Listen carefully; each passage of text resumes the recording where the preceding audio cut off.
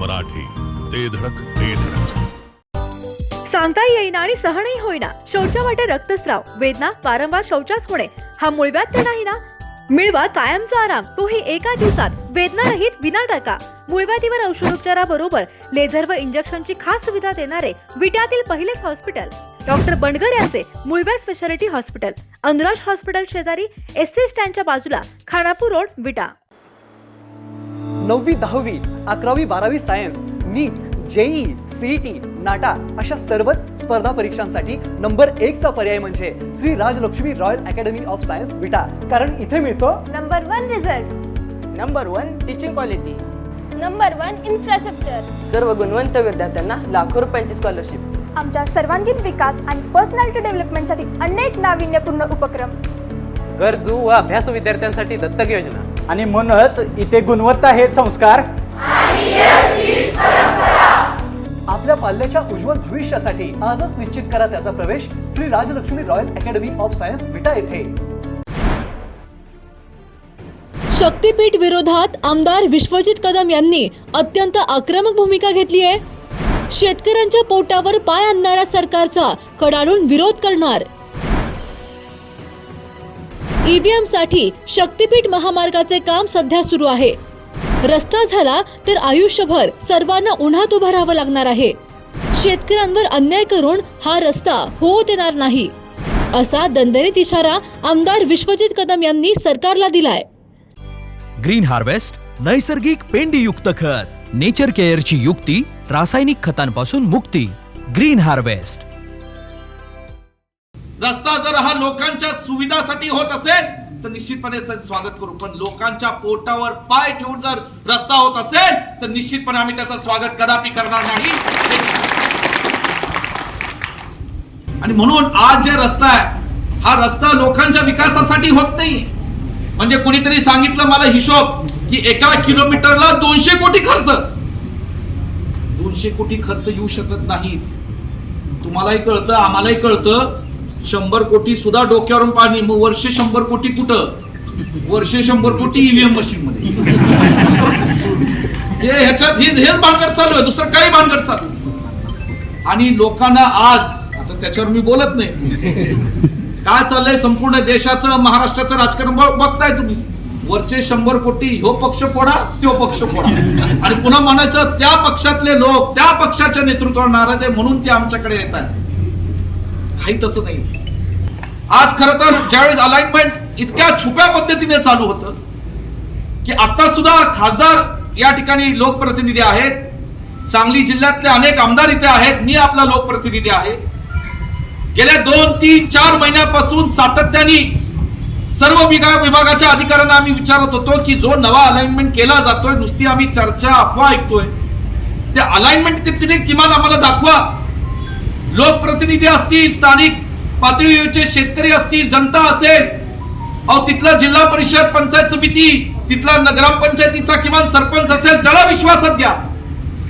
परंतु इतक्या छुप्या पद्धतीने चाललं होतं की मंत्रालयातले अधिकारी सुद्धा घाबरत आम्हाला म्हणायचे, बाळासाहेब, आमदार साहेब, आम्हाला काय विचारू नका, आम्हाला सूचना आहेत, कडक सूचना आहेत, या बाबतीत कुणालाही माहिती द्यायची नाही. म्हणजे एवढा कुठलं या ठिकाणी आज भयानक असं कट कारस्थान चालू आहे की केवळ काही मोजक्या मोठ्या देशातल्या कॉन्ट्रॅक्टरांना या ठिकाणी आज ते काम देण्याकरता ही माहिती सुद्धा जे बाधित होणारे शेतकरी आहेत, जे बाधित होणारे लोक आहेत, जे प्रभावित असणारे लोक आहेत, त्यांना सुद्धा आज ती पोहोचून द्यायची नाही. शक्तीपीठ महामार्गाचा विषय गेले काही वर्षांपासून महाराष्ट्रामध्ये आणि जे विदर्भापासून मराठवाडा आणि मराठवाड्यापासून पश्चिम महाराष्ट्रापर्यंत ज्या जिल्ह्यातून हा रस्ता जात आहे त्या जिल्ह्यामध्ये अनेक लोकांचा, असंख्य शेतकऱ्यांचा या महामार्गाला गेले काही वर्षांपासून विरोध हा सातत्याने चालू आहे.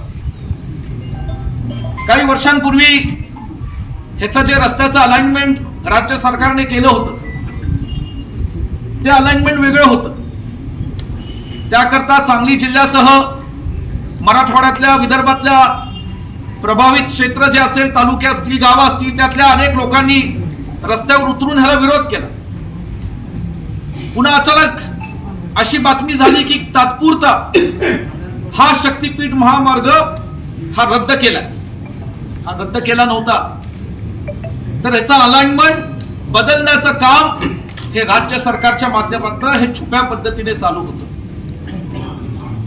कुठल्या रस्त्यातनं आपल्याला, महामार्गातनं, कुठल्या जिल्ह्यातनं, कुठल्या तालुक्यातनं हा रस्ता आपल्याला न्यायचा, पुन्हा त्याचा विचार केला.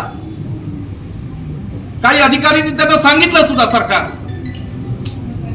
की जिथं या ठिकाणी शेतकऱ्यांची चांगली जमीन आहे ती जमीन न घेता आपण जर दुसऱ्या प्रकारची कोरडवाहू जमीन घेऊ शकलो तर किमान त्या तालुक्यातल्या शेतकऱ्यांना तिथं कदाचित थोडासा फायदा होऊ शकेल आणि जी आपली चांगली जमीन आहे शेतकऱ्यांची ती त्यातनं वाचेल. परंतु अधिकाऱ्यांचं हे काही म्हणणं सरकारने ऐकलं नाही. सरकारने म्हणणं कुणाचं ऐकलं तर ज्या मोठ्या कॉन्ट्रॅक्टरांना हा रस्ता दिला जाणार आहे, त्याचं काम दिलं जाणार आहे, त्यांचं ऐकलं.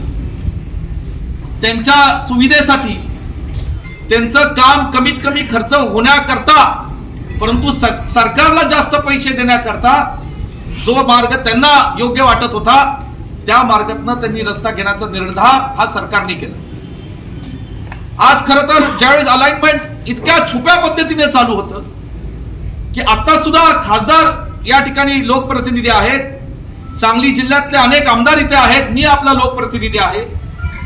गेल्या 2, 3, 4 महिन्यापासून सातत्याने सर्व विभागाच्या अधिकाऱ्यांना आम्ही विचारत होतो की जो नवा अलाइनमेंट केला जातोय, नुसती आम्ही चर्चा अफवा ऐकतोय, ते अलाइनमेंट तिथे किमान आम्हाला दाखवा. लोकप्रतिनिधी असतील, स्थानिक पातळीवरचे शेतकरी असतील, जनता असेल, अहो तिथला जिल्हा परिषद, पंचायत समिती, तिथला ग्रामपंचायतीचा किमान सरपंच असेल त्याला विश्वासात घ्या. परंतु इतक्या छुप्या पद्धतीने चाललं होतं की मंत्रालयातले अधिकारी सुद्धा घाबरत आम्हाला म्हणायचे, बाळासाहेब, आमदार साहेब, आम्हाला काय विचारू नका, आम्हाला सूचना आहेत, कडक सूचना आहेत, या बाबतीत कुणालाही माहिती द्यायची नाही. एवढा कुठलं या ठिकाणी आज भयानक असं कट कारस्थान चालू आहे की केवळ काही मोजक्या मोठ्या देशातल्या कॉन्ट्रॅक्टरांना या ठिकाणी आज ते काम देण्याकरता ही माहिती सुद्धा जे बाधित होणारे शेतकरी आहेत, जे बाधित होणारे लोक आहेत, जे प्रभावित असणारे लोक आहेत, त्यांना सुद्धा आज ती पोहोचून द्यायची नाही. मग आम्हाला आमच्या पद्धतीने आम्ही माहिती काढली. आम्ही मग शासकीय अधिकाऱ्यांना धारेवर होतं, तुम्ही म्हणलं मोजमापन करताय, सर्वे करताय आणि कुणाला विश्वासात घेऊन करताय, तर नाही, वर्ण आदेश आलेत, आम्हाला करायला सांगितलं. आज खासदार साहेबांनी 2 घटना सांगितल्या. पहिलं त्यांनी सांगितले का होता रस्ता हा लोकांच्या विकासासाठी होत होता, विकासाला विरोध नाही. रस्ता जर हा लोकांच्या सुविधासाठी होत असेल तर निश्चितपणे स्वागत करू, पण लोकांच्या पोटावर पाय ठेवून जर रस्ता होत असेल तर निश्चितपणे आम्ही त्याचं स्वागत कदापि करणार नाही. पण आज तेच चाललंय. आज या तालुक्यातल्या आणि या रस्त्यावरचं जर तुम्ही अलाइनमेंट पाहिलं, सर्वात बाधित क्षेत्र कुठलं आहे, जर ज्या पिकाऊ जमीन आहे, जी चांगली जमीन आहे, ज्या जमिनीतनं आज आमचा शेतकरी 70, 80, 90 टन ऊस काढतो, 100 टन ऊस काढतो, आज अशा शेतकऱ्यांच्या पोटावर पाय ठेवून, त्यांचा विश्वासघात करून, त्यांना फाटेवर मारून असा शब्द आज सरकार वापरतं. आज आम्ही हा रस्ता करूनच घेणार, कुणी काही करू, आम्ही रस्ता करून घेऊ. अरे किती मोबदला देणार, रस्ता कसा असणार आहे, रस्त्यात वळणं असणार आहेत का, रस्त्याची रुंदी किती, रस्त्याची लांबी किती, रस्ता हा उंचावर असणार आहे का रस्त्यावर असणार आहे का अंडरग्राऊंड करणार आहे, कुणालाच काही माहित नाही. एवढं कसलं गुपित ठेवलंय महाराष्ट्रामध्ये. आज शासकीय अधिकारी सुद्धा काही बोलायला तयार नाही. एवढी आज भीती या अधिकाऱ्यांमध्ये बसवली आहे या सरकारने. आणि म्हणून आज जे रस्ता आहे हा रस्ता लोकांच्या विकासासाठी होत नाही. म्हणजे कोणीतरी सांगितलं मला हिशोब की 1 किलोमीटरला 200 कोटी खर्च. 200 कोटी खर्च येऊ शकत नाही. तुम्हालाही कळतं, आम्हालाही कळतं. 100 कोटी सुद्धा डोक्यावरून पाणी. मग वर्षे 100 कोटी कुठं, वर्षे 100 कोटी ईव्हीएम मशीन मध्ये. ह्याच्यात हेच भानगड चालू आहे, दुसरं काही भानगड चालू. आणि लोकांना आज, आता त्याच्यावर मी बोलत नाही, काय चाललंय संपूर्ण देशाचं, महाराष्ट्राचं राजकारण बघताय तुम्ही.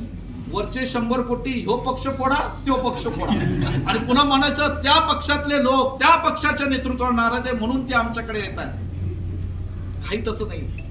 आणि म्हणून आपल्या सर्वांना सांगायचंय की हा ज्या देशाच्या सर्वसामान्य लोकांकडनं टॅक्सच्या माध्यमातून घेतलेला पैशाची जी लूट चालू आहे, जो भ्रष्टाचार चालू आहे, त्याला रोखण्याची संधी ही आज लोकशाहीच्या माध्यमातून छत्रपती शिवरायांचे मावळे म्हणून, परमपूज्य डॉक्टर बाबासाहेब आंबेडकरांचे लोकशाहीतले कार्यकर्ते म्हणून, या देशाच्या स्वातंत्र्य चळवळीतल्या लढाऊ क्रांतिकारांचे एक वारसदार म्हणून या ठिकाणी आपल्याकडे आलेले आहेत. तो हक्क जर आपण बजावला नाही तर पुढची पिढी आपल्याला माफ करून देणार नाही. मी मागासपासून बघतोय की उन्हात तिथे या ठिकाणी बसलेल्यांना त्रास होतोय. अरे आज 2 तास उन्हात तुम्ही बसलेले आहात, पण ह्यो जर रस्ता झाला तर आयुष्यभर पुढच्या पिढीला उन्हात बसावं लागेल आणि या उन्हाचं हे सगळं सहन करावं लागेल. आणि म्हणून आपल्याला फार आता या ठिकाणी जागृतपणे या चळवळीत उतरलं पाहिजे. आम्हाला म्हणणं नाही विरोध आहे आमचा रस्त्याला, अरे पण रस्त्याला विरोध जर आमचा या ठिकाणी का आहे? शेतकऱ्यांना अन्याय करून आम्ही रस्ता होऊन देणार नाही. शेतकऱ्यांचा या ठिकाणी विश्वासात घ्या, चर्चा करा, पण जर तुम्हाला ते चर्चाच करायची नाही, विश्वासात घ्यायचं नाही, जसं विशालराव म्हणाले की ज्याला त्याची शेती जमीन द्यायची त्याला आम्ही कोण रोखणार, पण त्याला मोबदला तरी चांगला द्या, हे तरी तुम्ही या ठिकाणी पाळा, ही सभ्यता पाळा. आज शेतकऱ्यांची कर्जमाफी नाही, आज या ठिकाणी पावसाचं चिन्ह नाही, आज दुष्काळाचं सावट पुन्हा या आपल्या शेतकऱ्यांवर या ठिकाणी येऊन पडलेलं आहे. अशा परिस्थितीत सक्तीपूर्वक जबरदस्तीने या ठिकाणी जो रस्ता करण्याचा प्रयत्न चालू आहे, जे विशालरावनी सांगितलं, पहाटे 4 वाजता सर्वे होतो. अरे 4 वाजता अंधारात, म्हणजे अंधारात सर्वे करण्याचं कारण काय? कारण तुमची हिंमत नाही दिवसा करण्याची.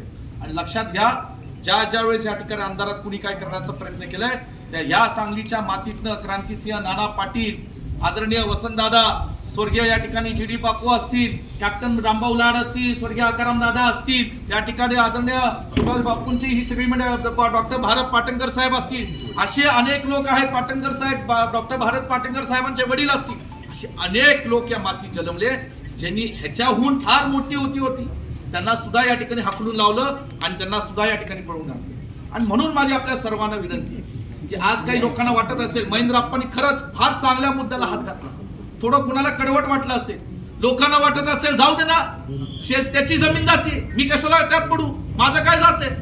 इथं तडसरची मंडळी पडली आहे, त्यांच्या गावातनं रस्ता जात नाही. इथं खंबाळ्याची लोक आमची आली आहेत, त्यांच्या गावातनं रस्ता जात नाही, पण ती आली आहे का? या तालुक्यातल्या जी प्रभावित शेतकरी आहेत त्यांच्या खांद्याला खांदा लावून उभं राहण्यासाठी ही मंडळी आली.